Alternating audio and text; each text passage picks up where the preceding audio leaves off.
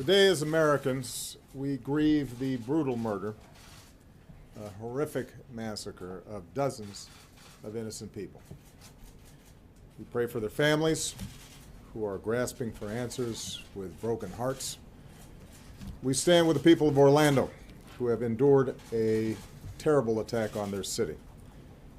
Although it's still early in the investigation, we know enough to say that this was an act of terror and an act of hate. And as Americans, we are united in grief, in outrage, and in resolve to defend our people. I just finished a meeting with FBI Director Comey and my Homeland Security and National Security advisors. The FBI is on the scene and leading the investigation in partnership with local law enforcement.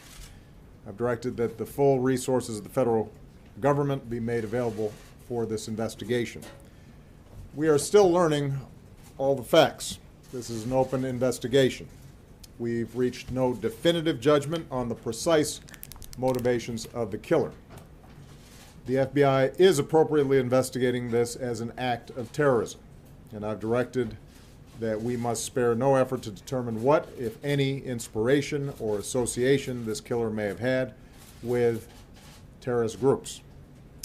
What is clear is that he was a person filled with hatred. Over the coming days, we will uncover why and how this happened, and we will go wherever the facts lead us.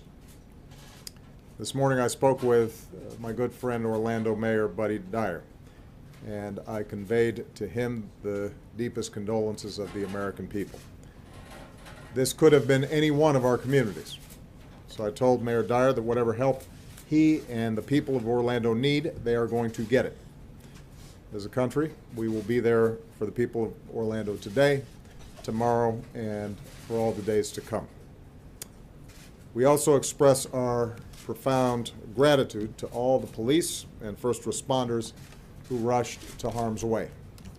Their courage and professionalism saved lives and kept the carnage from being even worse. It's the kind of sacrifice that our law enforcement professionals make every single day for all of us, and we can never thank them enough. This is an especially heartbreaking day for all of our friends, our fellow Americans who are lesbian, gay, bisexual, or transgender. The shooter targeted a nightclub where people came together to be with friends, to dance and to sing and to live. The place where they were attacked is more than a nightclub. It is a place of solidarity and empowerment where people have come together to raise awareness, to speak their minds, and to advocate for their civil rights. So this is a sobering reminder that attacks on any American, regardless of race, ethnicity, religion, or sexual orientation, is an attack on all of us and on the fundamental values of equality and dignity that define us as a country. And no act of hate or terror will ever change who we are or the values that make us Americans. Today marks the most deadly shooting in American history. The shooter was apparently armed with a handgun and a powerful assault rifle. This massacre is therefore a further reminder of how easy it is for someone to get their hands on a weapon that lets them shoot people in a school or in a house of worship or a movie theater or in a nightclub. And we have to decide if that's the kind of country we want to be. And to actively do nothing is a decision as well. In the coming hours and days, we'll learn about the victims of this tragedy.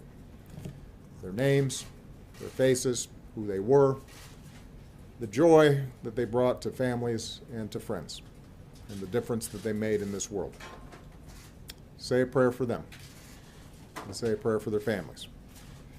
That God give them the strength to bear the unbearable, and that He give us all the strength to be there for them, and the strength and courage to change.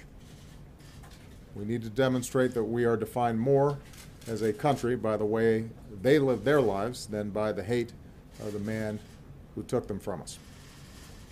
As we go together, we will draw inspiration from heroic and selfless acts. Friends who helped friends, took care of each other, and saved lives. In the face of hate and violence, we will love one another. We will not give in to fear or turn against each other. Instead, we will stand united as Americans to protect our people and defend our nation and to take action against those who threaten us. May God bless the Americans we lost this morning. May He comfort their families. May God continue to watch over this country that we love.